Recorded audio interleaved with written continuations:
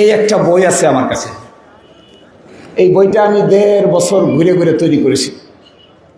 এই বইয়ের ভিতর বলা আছে দিরাই সাল্লার কোন ইউনিয়নে কোন রাস্তা এখনো করার বাকি আছে।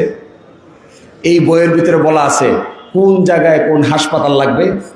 এই বইয়ের ভিতরে বলা আছে কোন রাস্তা কোন দিকে গেলে পরে বেশি সংখ্যক মানুষ সুবিধা পাবে।